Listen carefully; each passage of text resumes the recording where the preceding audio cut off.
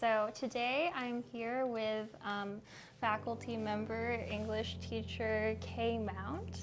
Thank you for coming, Kay. Yeah, sure. Thanks for asking me. Yeah, right. So today we invited you here because you're like such a prominent member of the community, and this summer you had the bravery to come out as transgender, transgender woman.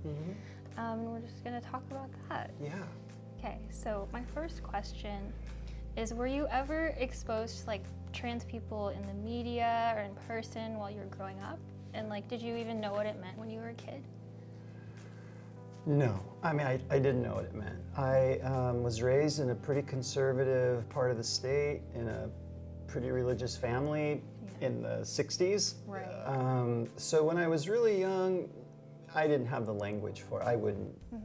People ask me a lot. They say, did you know when you were young? But I didn't. I didn't have any way to describe my experience in those terms. My experience was kind of my experience, right? Yeah. I remember being about, maybe I was 14, maybe 15 years old, 14, and I was flying up to see my dad, who lived in San Jose. And there was a magazine on the airplane, and I think it might have been Time magazine, and on the cover it had Dr. Renee Richards, who I can't remember what we would call her dead name, what her name was before she transitioned.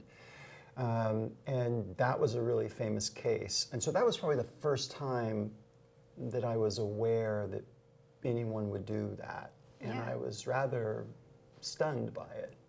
How did you come to the point where you realized, like, this is who I am a woman? Well, I want to say that it started about 9 years ago. Some things happened, and I had like suffered with terrible anxiety attacks for much of my life. I mean, after I got married and started a family, I was pretty stable. I mean, I was really focused on my kids and wasn't really focused on myself. I was focused on my career and the kids and just, all the stuff that goes along with having a family. It takes a lot of like mental energy just to keep that going. So I was pretty focused on that. And then some things happened about 9 years ago. I had some kind of turbulence and started feeling like something was up because the anxiety was coming back. And I sort of pushed it down at that point for another couple of years. And then it was about 7 years ago in October. Well, it was really August, right after my son left for college. And I just kind of fell apart. And I didn't even know what was going on at first. I just was in a constant state of anxiety and panic, and I was it's hard to even describe what was going on in my mind, trying to figure out what was happening to me. So it just came on kind of all of a sudden, actually. Yeah. And it took me about 2 years. I started doing some counseling, and it took about 2 years to kind of, we looked under all sorts of rocks. Is it this? Is it that? Is it this? Is it that? And once I don't even really remember how I figured it out. It's hard to put it. Like a specific moment, just, but something triggered it, and I mean, I started having dreams and things that kind of pointed me in that direction, like, hey, you need to look at this, what about this? And so slowly I started to understand, because I started to pay attention to the clues, I suppose. So after you realized that like this is who you were, like, did you ever plan on coming out? Because it's hard. Yeah, I mean, once I kind of tapped into what was going on, it wasn't long before I just wanted it more than anything. Oh. Yeah. So of course I read everything I could find. I did all sorts of research. I went online, and there's all sorts of support forums, and I learned, and I learned early on that you really do need to plan for it, because it's not something that you can just one day decide, okay. And of course I was in a marriage, and my kids were gone. Yeah. But there were complicating factors. Yeah. And there was still, even though there was a part of me that was super like excited about it, there was also a part that was really resistant to it because I just had so much, I felt like I had so much to lose. So back to the question of did I plan? Ultimately, yes. Yeah. And I would say if I think back, I kind of marked my coming out when I announced to the staff, or really I just asked them if they would call me Kay. Yeah. And so that was kind of the moment. I would say, mapping back from there, I'd say I probably was seriously planning for about 3 years.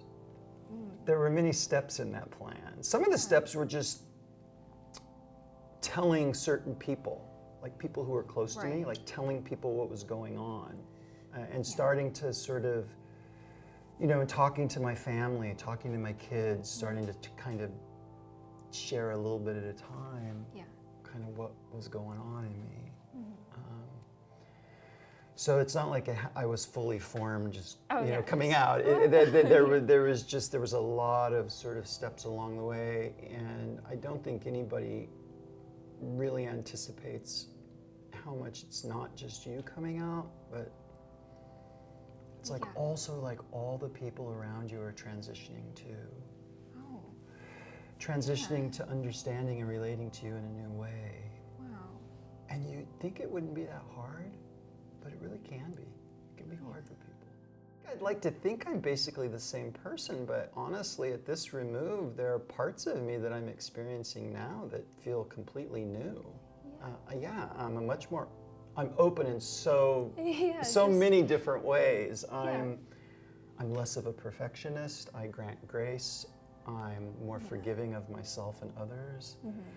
I think part of that is because for so many years in my life, even when I was just, you know, getting along in life and doing what I thought I was supposed to do, and I don't regret any of it, by the way. I had a great marriage. My kids are wonderful. Those were good years, and it makes me sad to think that I've hurt those people. But part of my experience for most of my life was this unnamed yearning. I felt like there was something missing, and if I could just figure it out, that I would feel whole. And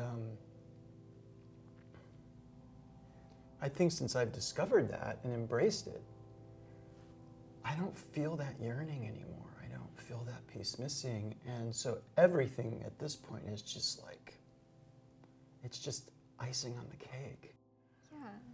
I mean, I think one of the worst things is just like having regret. And I think that the people in your life that you really love, I mean, it might be hard to learn it, but I think they would regret it if you hadn't done it for yourself too. I think everyone wants you to be happy. I think that's true. And I think that more than one thing can be experienced in any one moment. So I think that while they want me to be happy, I think there's also some, you know, there's just some fallout. Yeah, there is. There's some collateral damage, you know, and I think that was part of my initial why it was so hard for me for the first 2 years to figure out what was going on, because I knew, even though I didn't know what it was, I had this ominous feeling that it was something that was going to threaten my family, even though I didn't really know consciously what it was. I had this feeling that it was something that would be impossible to get through without any pain. When you came out to the people on staff, what was their reaction like? How did it make you feel? I replay that moment over and over because it was such a, it was like if I had sat down and written how I wanted it to go, it wouldn't have been that good. No, it was amazing. I mean, I kind of said my bit, and everyone jumped up on their feet, and they clapped, and they hooted, and they hollered, and they just loved on me. And they were doing this, and I was just getting, people rushed up, and they just hugged me and held me, and for the rest of the day, people were coming up to me and just expressing their support. And I mean, I feel like this community here they were at the center of my coming out experience. Yeah. And part of what made it so positive. So this is the first year that you came out to like your current classes, students? Yeah. What was that like for you? Were you nervous, like leading up to it, or? I was nervous, and I'm not gonna lie to you. Yeah, I can I'm not gonna lie to you, but not as nervous as I was at back to school night. That was even more nerve-wracking. But that went fine too. But I'm glad. my students were, I mean, I don't know. I don't know if it's just because it's not a thing or it's not a thing to them, but I feel like, I don't know. I feel like it's gone beyond acceptance. I feel like I've just been embraced by my students. Yeah. You know, and I think that it's one of the things I love about working with teenagers is I think that it's like Emerson says, you know, we know the truth when we see it. Yeah. And I think kids know the truth when they see it. Yeah. And I think young people hunger for authenticity. Yeah. Right? And so I just feel like just stepping out in front of them and just saying, I hope you can go on this journey with me. They were like, yeah. Yeah. You know, and I feel like my students in my classroom have been nothing but supportive. Yeah, so that's been remarkable. Yeah. I'm super thankful for all of you guys. Oh. And you included. I'm just so thankful for all of my students. And my 9th graders too. They're so sweet. They're so kind. Oh, It's yeah. never been an issue. Yeah. I'm so glad. I mean, that's what you deserve. Like. That's what you hope for, Yeah. right? Yeah. And I mean, I just know that like from behind the scenes too, like when you're not in the room, like people have just, it goes beyond like tolerance and acceptance. Like people, I don't know, just the fact that you were so like real with us, like the first time we met you, we really feel strongly for you. Yeah, and I feel that, and you know, I guess part of my attitude at this point is I have received so much support and love and from the people in this community that I just want to give it back. Oh, you do you do. I just want to love on you guys, and I just want to support all of you in being your best selves, because I really think that. I mean, I was pretty good before I transitioned. I was a nice person, and I'll even say I was a pretty good man. I mean, I was a good guy, but I feel like in so many ways I'm a better person by having gone through this. How does it feel to live your life as your authentic self after struggling with it, not really knowing what it was for so long? Yeah, there was the struggle of trying to discover what it was, and then there was the struggle of, oh my God, that's it? Yeah. How about an eye patch or a peg leg or something? I mean, do I really? Yeah. I mean, you know, there could be a lot of other things, but this is my thing. So there was a lot of resistance, but I didn't know what coming out would be like. Yeah. I didn't, honestly, the truth, I didn't know it would be this good. Oh. I didn't know that I would be this happy in my life. I mean, I had a reasonably happy life before things went bad, you know. But I just feel a force of spirit in me that I have not felt since I was a really young person. Like just the force of my spirit. I just feel that, like it's right here. I can feel the vitality. I can feel the life in me. I can feel the desire to live and experience and touch people and be touched. You know, I feel all those things in a much more tangible way. Yeah. Oh, that's beautiful. And perhaps, you know, taking away kind of the veil of who I thought I was supposed to be and kind of really being who I want to be and who I am just takes that layer away that's been between me and other people and me in life. Yeah. I mean, getting attacked and harassed, like in a town like this, it's not as much of a Right. concern as Yeah. like other parts of the country, but Yeah. especially adults that, you know, think it's a new thing. Mhm. I mean, I just think that they don't necessarily understand it, or they're afraid of just Yeah. something that seems so new and different. What would you say to those people if you could?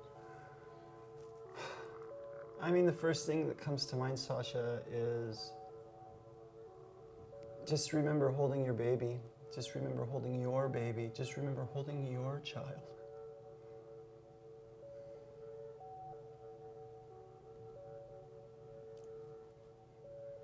And you would never want anything to happen to your child.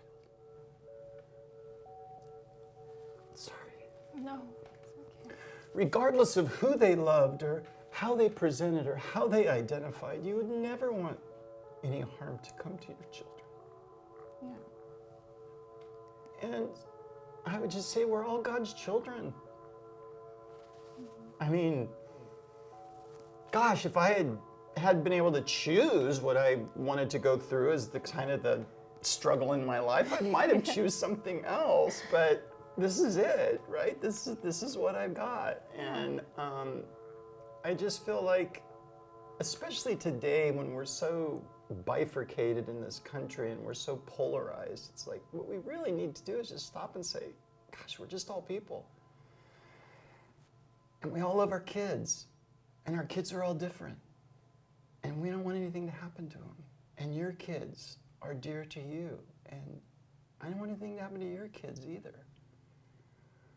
I don't know, that's the best I can do, but there's some remembering that we need to do as a people, remembering that we all come from the same source.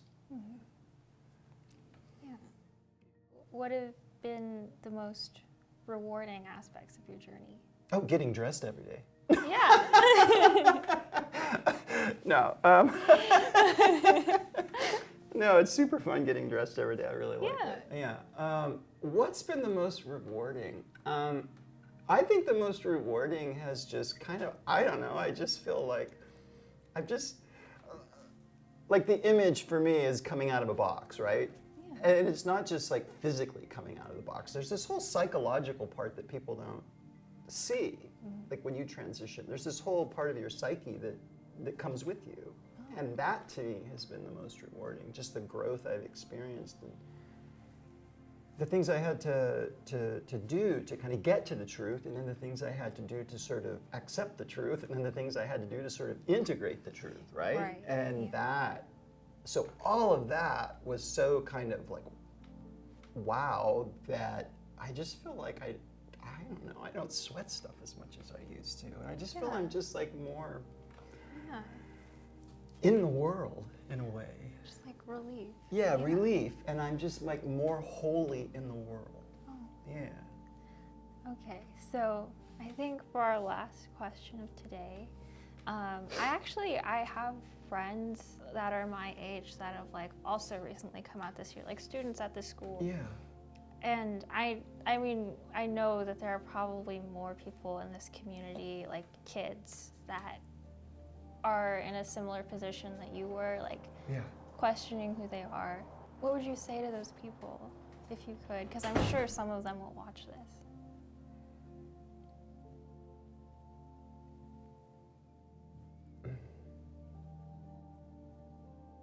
Well, I think what comes to mind is it's kind of one thing to hear your inner voice saying, this is who I am, this is who I want to be. And then there's another step of saying, okay, I'm gonna lean into that and be that. And so I think the most important thing is sort of, even before you decide to transition, even as you're discovering, I think the most important work for anybody in any situation is kind of knowing who you are. And that kind of requires us to learn how to listen to ourselves. There's so much noise in our world, and so many thoughts and ideas are put in our heads, and so many images are, we're bombarded by these images. And I just think that, like, really learning to listen to yourself. And then once you can kind of hear that voice, I just think you follow it. Yeah, you follow it, and sometimes it feels dangerous. I mean, much of this felt really dangerous to me. And not just physical harm, I just mean dangerous in a variety of different ways. Yeah. I guess I got to a point where I felt like if I don't listen to my voice, it's going to stop talking to me. And I didn't want to lose that. I didn't want to lose that inner voice, that guidance that I get from within. So I think it takes a lot to trust your inner voice, to trust it. And that's the challenge.